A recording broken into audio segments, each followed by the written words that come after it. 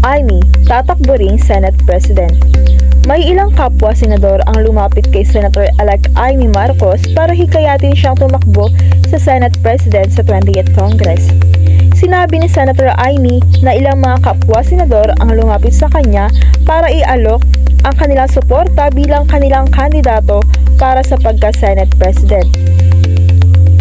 Whoever will be elected by our peers, whether it is me or not, there are certain congressional reforms that need to be undertaken, ayon pa kay Amy. Inaasahan naman na sosuporta at boboto kay Senator Amy ang mga kaalyado ni dating Pangulong Duterte na muling nahalal na sina Senators Bongo at Ronald De La Rosa.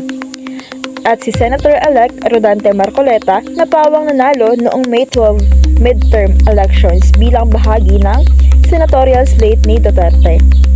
Ayon kay Amy, kung siya ay mahalal na Senate President, uunahin niya ang reforma sa proseso ng pag-aproba ng pambansang budget, partikular ang pag-alis sa Bicameral Conference Committee o ang bahagi kung saan nagkikita ang Senado at Kamara upang pag-isahin ang magkaibang bersyon.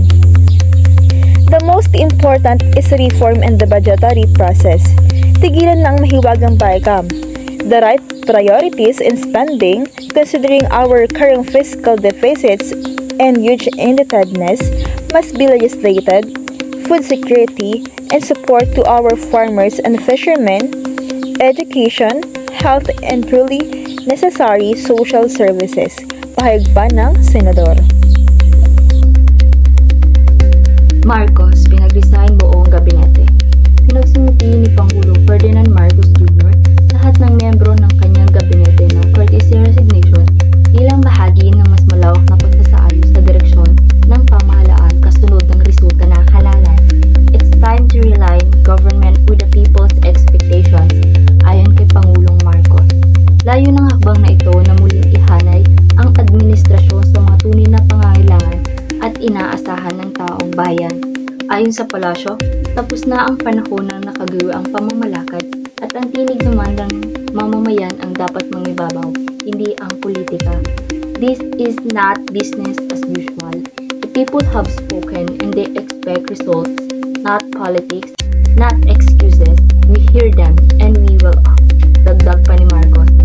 Sa pamamagitan aniya ng panawagang ito, binibigyan ng kalayaan ang Pangulo na masusing suriin ang performance ng bawat ahensya at tukuyin kung sino-sino ang nararapat manatili sa gabinete batay sa bagong prioridad ng administrasyon.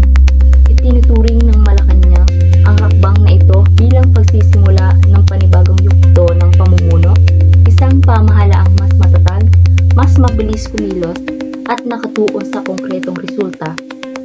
This is not about personalities, it's about performance, alignment, and urgency, the President added. Those who have delivered and continue to deliver will be recognized. But we cannot afford to be complacent. The time for comfort zone is over. Pahayag pa ni Marcos. Habang kinikilala aniya ang mga opisyal na nagsibe ng mas delegasyon at profesionalismo, binibigyan diin ng administrasyon na kailangan ngayon ng mas mabisa at agarang tugon sa mga pangangailangan ng bayan. Tiniyak naman ng Malacanang na hindi maantala ang paghahatid ng pangunahing serbisyo habang isinasagawa ang mga pagbabago at mananatiling matatag ang operasyon ng pamahalaan habang binubuo ang isang mas mahusay na gabinete para sa kapakanan ng mamamayan. Habang isiling sulat ito, nasa mahigit 30 cabinet secretaries at iba pang ang posisyon ay may cabinet rank ang nagpagbitiw na.